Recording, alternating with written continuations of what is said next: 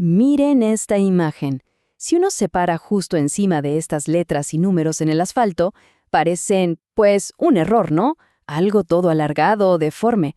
Pero desde el asiento del conductor, la perspectiva lo cambia todo. De repente, ¡pum!, se ven perfectos. Y ojo, esto no es un accidente, es un diseño completamente deliberado. Entonces la pregunta es obvia. ¿Qué está pasando aquí? O sea, ¿cómo es posible? ¿Cómo puede ser que algo esté distorsionado y a la vez esté perfecto? Bueno, la respuesta nos va a llevar por un viaje fascinante a través de la historia de las ideas. Y es que la clave para entender este truco visual es darse cuenta de algo fundamental. No existe una sola geometría.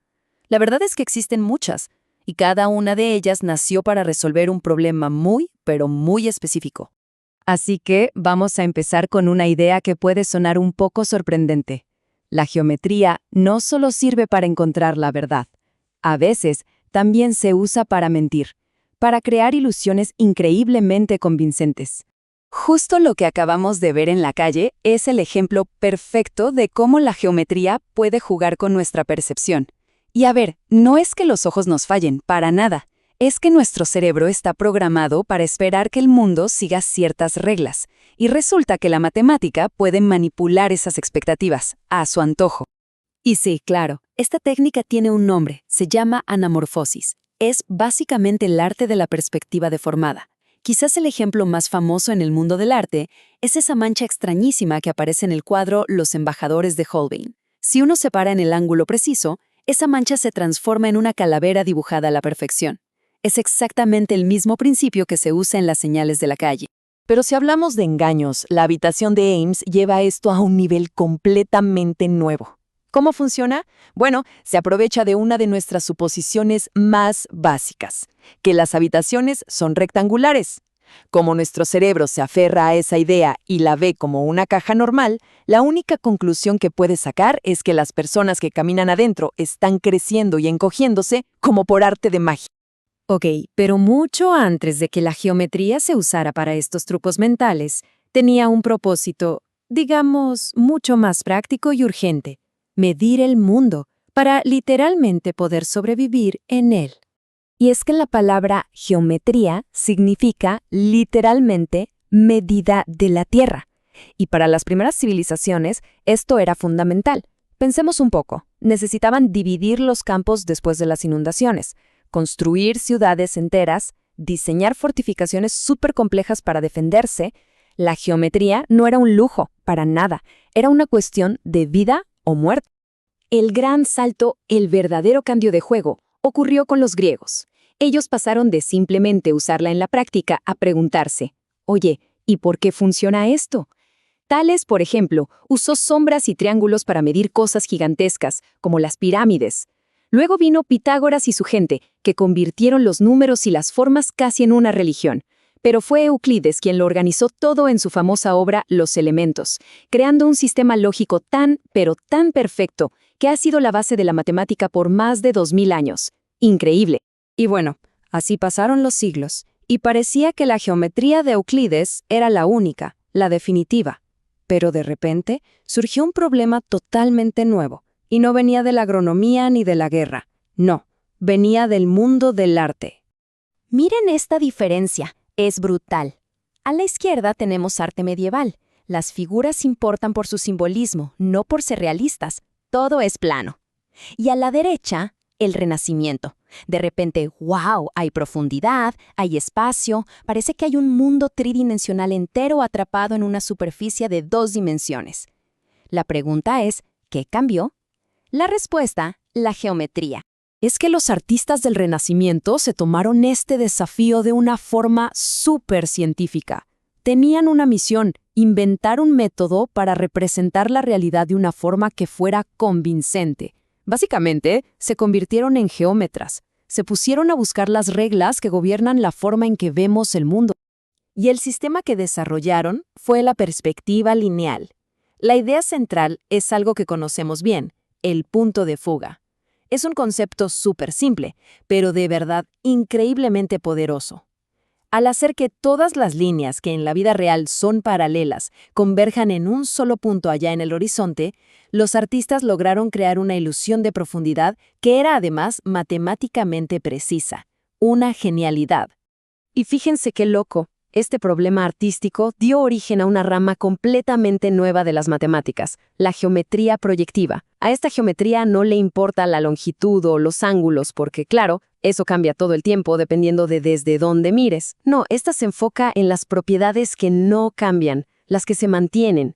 Por ejemplo, que una línea recta siempre se va a ver como una línea recta, sin importar el ángulo.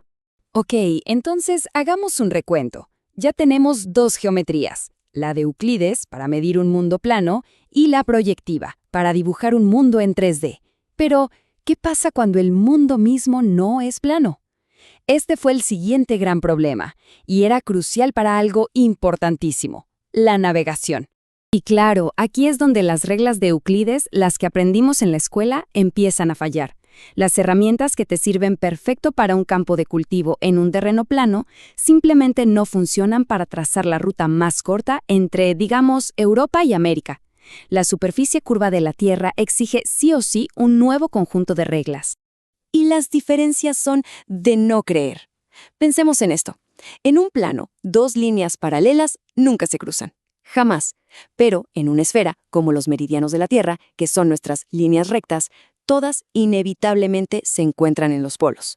Y más loco aún, si uno dibuja un triángulo gigante sobre la superficie del planeta, la suma de sus ángulos siempre va a ser mayor a 180 grados. Es un universo geométrico completamente distinto. Lo que la geometría esférica demostró fue algo revolucionario, que las reglas de Euclides no eran verdades universales y absolutas. Dependían del tipo de superficie en la que se estaba trabajando. Y claro, esto abrió la compuerta para la invención de geometrías todavía más extrañas y maravillosas. Y así llegamos a la topología, que a veces la llaman la geometría de la hoja de goma. Me encanta ese nombre. A un topólogo no le importan las distancias, ni los ángulos, ni nada de eso. De hecho, para la topología, una taza de café y una dona son exactamente lo mismo. ¿Cómo? ¿Por qué? Bueno, porque ambos tienen un solo agujero, y uno puede deformar la taza hasta convertirla en dona sin romperla ni pegarla. La topología estudia las propiedades más fundamentales de la forma. Y justo dentro de la topología nos topamos con una de las fórmulas más misteriosas y hermosas de toda la matemática. Se aplica a cualquier poliedro simple, no importa si es un cubo, una pirámide o hasta un balón de fútbol.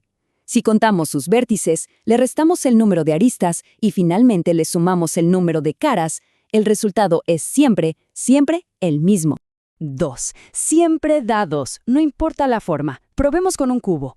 8 vértices menos 12 aristas más 6 caras igual a 2.